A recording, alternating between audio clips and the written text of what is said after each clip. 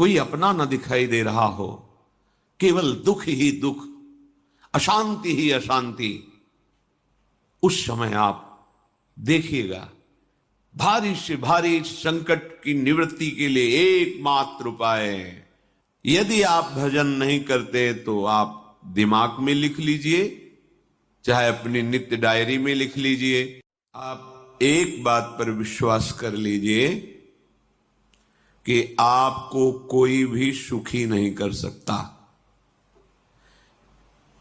यदि आपको कोई सुखी कर सकता है तो आप हैं। बिल्कुल घनीभूत अर्थात ठोस बात है, इसे समझ लेना। यदि आप अपने विचार के द्वारा, विवेक के द्वारा अधर्माचरणों का त्याग करके धर्म पूर्वक जीवन व्यतीत करते हुए भगवान नाम जप करते हैं, तो पूर्व पाप कर्म के अनुसार जब देह रचा गया तो उसमें जो प्रारब्ध दुख सुख का है वो तो आएगा, पर आपको परास्त नहीं कर पाएगा। और आगे आपके लिए महासुख है जो दुख और सुख दोनों से परे है। अखंड प्रसन्नता, अखंड आनंद, वो केवल आपके करने से होगा। उपदेश मिल सकते हैं, मार्ग बताया जा सकता है, आपको सहयोग मिल सकता है, पर चलना आपको होगा। यदि आप नहीं चले तो ये कहीं भ्रम हो कि मैं कहीं जाऊं और मेरी दुख निवृत्ति हो जाए, तो इस भ्रम को छोड़ देना आप।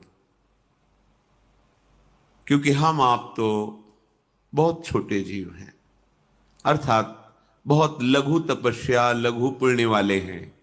हम उन महापुरुषों की बात करते हैं जिन्होंने आजीवन ऐसा तप संचय किया, फिर भी उनके शरीर में भारी से भारी दुख देखे गए। ये दुख और सुख एक भ्रमात्मक इंद्रजाल है माया का, ना दुख है न सुख है। जैसे जो सपने सिर काटे कोई, बिन जागे दुख दूर न होई।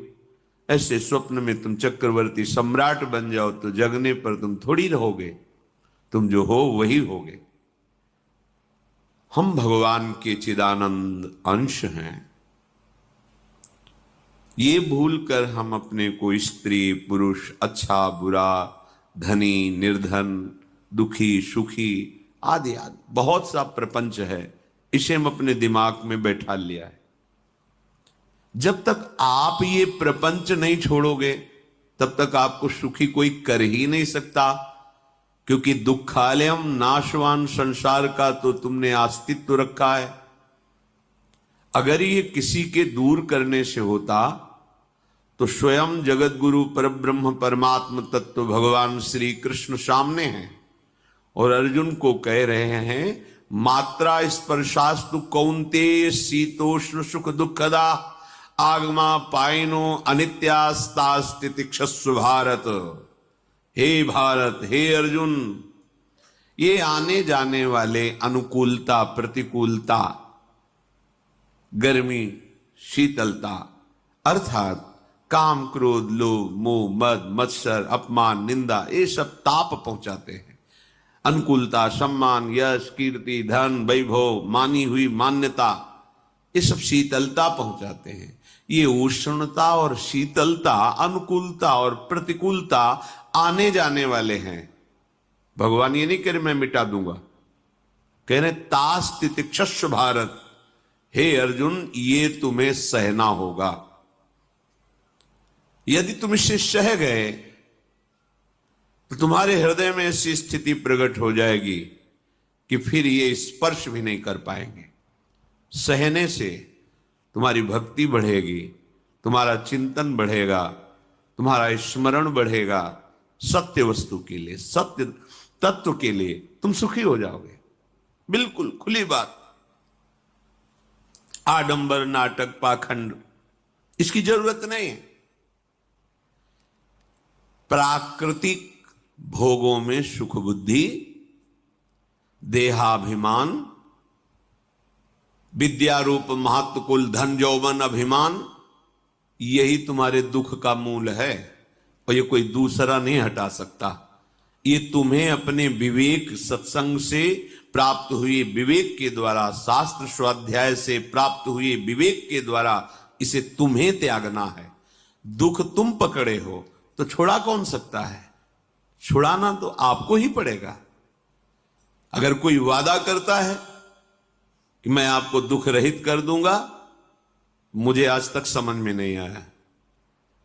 दुख रहित होने का जो उपाय है वो गुरुजन, महापुरुष, संत जन बताते हैं कि जब चारों ओर अंधेरा छा रहा हो, कोई अपना न दिखाई दे रहा हो, केवल दुख ही दुख, अशांति ही अशांति, उस समय आप देखिएगा कोई एक है जो आपको बहुत प्यार कर रहा है। वो हमारे प्रभु हैं। आप जिनकी तरफ पीठ किए हो और जहां दुख है उधर मुख किए हो, वापस घूमो, सन्मुख होइएगा। सन्मुख होए जीव मोए जबहि, जन्म कोटि अघनाशों तबहि। करोड़ों जन्मों के पाप नष्ट कर देते हैं भगवान। जहां प्रभु की तरफ हुए तो पता चला बहुत जन्मों से बिछुड़ा था, वो मेरे स्वामी मिल गए। भारी से भारी संकट की निवृत्ति के लिए एकमात्र उपाय भगवान श्री हरि का आश्रय, उनके नाम का जप। सत्य मान लीजिए, आडंबर से कुछ नहीं होना। चाहे जितने जंतुर बांध लो, चाहे जितना जो कुछ जादू टोना जो मन आवे सो कर लो, बारी मथे घृत होए बरु शिकताते बरु तेल, बिनु हरि भजन न भवतरी यह सिद्धांत अपेल।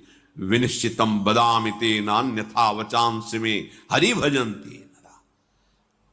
अटल बात है, यदि भजन नहीं करोगे तो तुम्हें कोई सुखी नहीं कर सकता। तात्कालिक आपको ऐसा लग सकता है मेरा काम बन गया, नहीं, वो तत्कालिक है।